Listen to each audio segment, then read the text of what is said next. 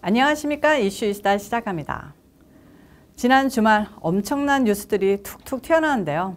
일단 끝없이 치솟던 비트코인이 11월부터 하락세로 돌아서더니 지난 주말에만 20%가 폭락하면서 11월 최고점 대비 반토막이 난 사건이 벌어졌습니다. 블랙 위켄드라고 부르는 사람들도 있는데요. 다행히 전 비트코인 어떻게 사고 파는지 방법 잘 몰라서 시작하지 못해서 피해는 없었지만 많은 한인 투자자들도 눈물 흘리셨을 것 같습니다. 비트코인만 폭락한 게 아니죠. 주식시장도 만신창이입니다.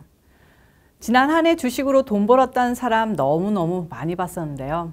지난 주말 사이에 재산이 쑥쑥 줄어드는 경험 하셨을 겁니다. 이번 주에도 폭락까지는 아니더라도 계속 내려갈 것으로 예상되는데요.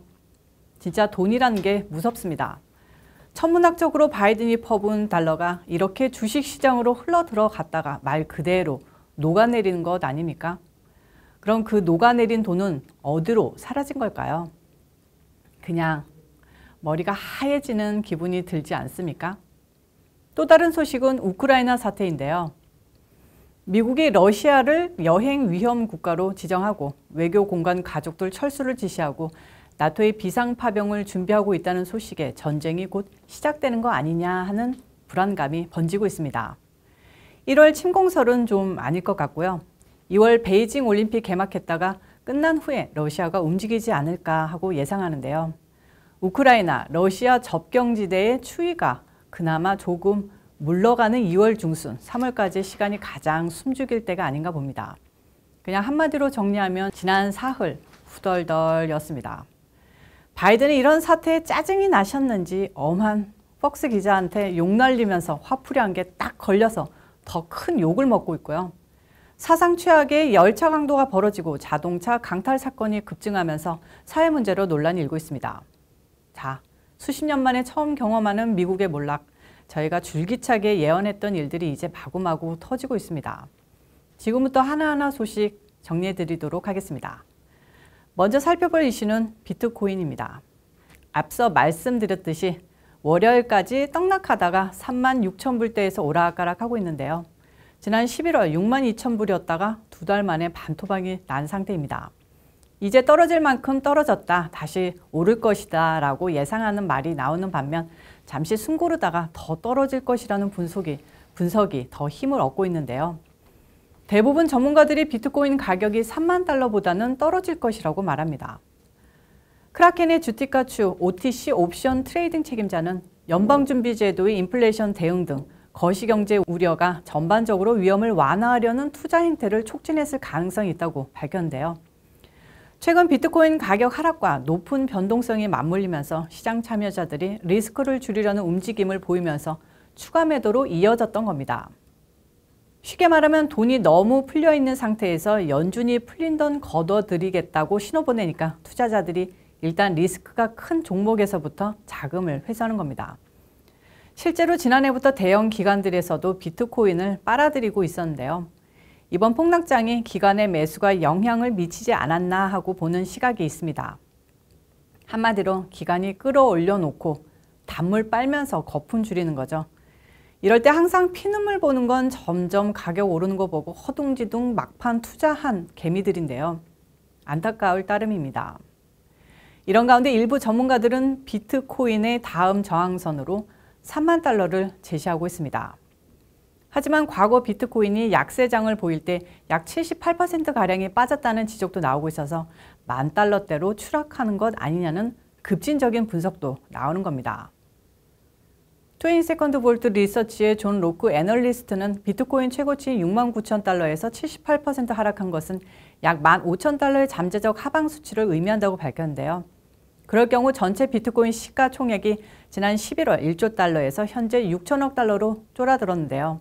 15,000달러로 시세가 줄어들면 시총은 2천억 달러로 줄어든다는 소리입니다. 한마디로 그렇게 될 경우 비트코인으로 8천억 달러, 하나로는 1,000조 원이 허공으로 사라진다는 소리인데요. 정말 무섭습니다. 비트코인은 금융 전문가들에게는 위험 자산입니다. 한마디로 투기 종목입니다. 무엇보다 24시간 365일간 장이 계속돼서 악재가 생기면 끝없이 내려가고요. 서킷 브레이커도 없어서 최악의 경우 거래를 올스탑 시키고 숨고르기 시키는 안전장치가 없습니다. 디지털 테크놀로지로 만들어진 금융의 최종 진화 형태라고 하지만 그 비트코인을 상승하고 폭락하게 하는 건 수십만 년 내려온 인간적 본성에 근거한 이기심과 아드레날린으로 점철된 돈 욕심과 근원적 욕망이라는 점이 아이러니하지 않습니까? 비트코인이나 주식시장이나 근본적인 원리는 크게 다르지 않죠. 주식시장이 오르고 내리는 원리, 예를 들어서 간단히 살펴보면요. 제가 맘대로 코메디칸 TV 주식을 발행했다고 치겠습니다. 한 주에 100불씩 100개를 발행했다고 하면 코메디칸 TV 주식이 하나에 100불이 되는 건데요. 이걸 저희 구독자님들이 서로 갖고 싶어서 120불, 150불, 200불, 300불, 500불 이렇게 하면서 코메디칸 TV 가치도 올라가고 주식 갖고 팔고 사면서 이득도 보는 거죠. 그래서 만불이었던 회사 가치가 주당 1000불, 총 10만 불이 됐다.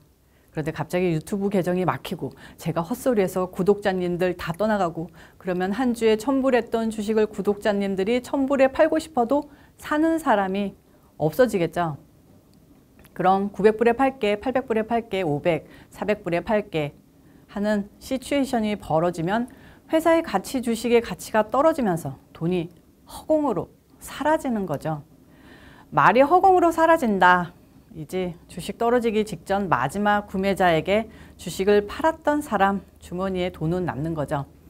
보통 그런 이익 보는 세력은 거대 금융회사들, 전략작전 세력 그런 것들인데요. 그래서 지금처럼 주식이며 비트코인이며 폭락을 해도 이미 돈 챙긴 금융기업이나 세력들은 룰루랄라죠. 그래서 그런 말이 있는 겁니다. 바이든이 코땡 사태로 천문학적 돈을 풀어서 주식시장에 집중시킨 다음 거대 기업과 금융자본 세력 돈 불려준 다음 인플레이션 운운하면서 연준시켜 싹 걷어들인다는 거의 그렇게 맞아가고 있지 않습니까? 이 상황에서 피눈물 보는 건 코땡 기간 중에 정부에서 돈 받았다, 실업수당 챙겼다면서 알뜰히 모았다가 화랑인 주식시장에 돈 집어넣은 보통 국민들. 미국 자본주의 체제라는 게 이래서 무서운 겁니다. 주식도 섣불리 덤비면 안 되겠습니다. 다음 짚어볼 이슈는 우크라이나 사태입니다. 제가 지난해부터 줄기차게 여러 번 전해드렸었는데요. 이 전쟁이 벌어지면 바로 3차 대전 각이다. 러시아의 욕망, 우크라이나의 지정학적 문제점, EU의 자존심과 러시아의 서진 방어 전략이 한데 어우러지면서 퍼펙트 스톰이 펼쳐질 지경인데 그 상황을, 그 위기를 진정시켜야 하는 미국은 아무것도 하지 못하고 있는 거죠. 전쟁이 생기면 파병해서 막겠다는 의지는 1도 없고요. 일단 외교관 가족들 철수시키고 러시아를 여행 경고국으로 지정해서 위기의식 고취시키고 우크라이나 파병은 너무 세니까 나토에 추가 파병하겠다 이 정도인데요.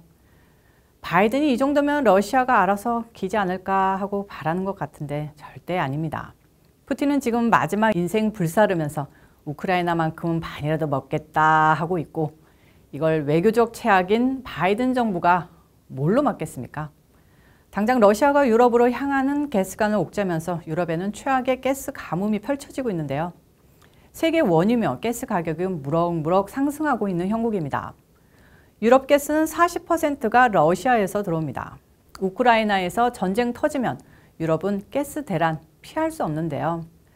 유럽인들에게는 이번 전쟁이 벌어지면 2차 대전 이후 최악의 상황이 연출될 겁니다. 이런 상황에서 미국에서는 역설적인 해결 방법이 보수 우파를 중심으로 펼쳐지고 있습니다. 얘기인즉슨 야, 우크라이나가 미국에게 해준 게 뭐가 있다고 이 난리냐? 오히려 러시아 편을 들어서 우크라이나를 외교적으로 압박하면 전쟁도 안 나고 평화적으로 일이 해결될 거 아니야. 우크라이나 어차피 지네들 나라 안에서 인종민족적으로 땅덩어리며 세력이 팍팍 갈라져 있고 러시아 편인 쪽 영토를 그냥 러시아로 분할해주면 끝일걸. 왜 3차 세계대전 각으로 몰아가나 하는 소리가 나오고 있는데 그 말도 일리가 있는 것 같습니다. 러시아를 무조건 악으로 몰 게 아니라 현명한 방법이 있으면 써야죠. 융통성 없는 바이든 정부가 세계를 위기로 몰고 가는 것 아니냐는 이런 주장은 앞으로 계속 힘을 얻을 것으로 보입니다. 마지막 소식은 바이든 욕설입니다. 우리 한성격 하시는 까칠한 성격으로 알려진 바이든 옹께서 사고를 치셨습니다. 인플레에 대해서 공격적인 질문을 한 팍스 채널 기자에게 바닷가의 아들놈우! 라고 욕한 건데요. 자기는 마이크 꺼졌다고 생각한 욕설이 그대로 녹음돼 전 세계에 퍼졌습니다. 아무리 마이크가 꺼졌더라도 기자회견장 연단에 서서 그렇게 욕한다니 정말 심해 아닙니까? 24일 정치 전문 매체 더힐에 따르면 이날 백악관 기자회견에서 팍스뉴스 기자 피터 두시가 바이든에게 인플레이션에 대한 질문을 받아달라. 인플레이션이 중간선거를 앞둔 상황에서 정치적 문제라고 생각하느냐고 물었습니다. 이는 지난 23일 팍스뉴스에서 미국인들 중 85%가 인플레이션에 대해 걱정하고 있다는 여론조사 결과가 나온 데 따른 관련 질문으로 알려졌는데요. 질문을 들은 바이든 대통령님은 혼잣말로 이거 멍청한 개아들이네. What a stupid son of a 바닷가 라고 말했습니다. 뭔 말인지 아시죠? 해당 영상은 현재 백악관 영상 자료에서는 삭제됐지만 미국 정부의회 전문 중계방송 C-SPAN의 중계 영상에서 확인할 수 있다고 합니다. 백악관은 해당 사안에 대해 당연히 꿀먹은 벙어리죠. 어떠한 입장도 표명하지 않은 상태고 함구하고 있는데요. 두시 기자도 기자회견 이후 팍스뉴스에 출연해 바이든 대통령이 욕설을 내뱉은 사실에 대해 백악관에서 확인해주지 않은 상태다 라고 말했습니다. 바이든의 흑역사는 매일매일 재창조되고 있는데요. 솔직히 앞으로가 더 걱정되지 않습니까? 그래도 저는 이렇게 무시무시한 뉴스들을 여러분께 산뜻하게 전해드리는 사명으로 하루하루를 지내고 있습니다. 그만큼 여러분께서도 저희 이슈이스타 성원해 주시는 거 잊으시면 안 됩니다. 오늘 이슈이스타는 여기까지입니다. 시청해 주셔서 감사합니다. 오늘도 변함없이 좋아요, 구독 꾹꾹 눌러주시고요.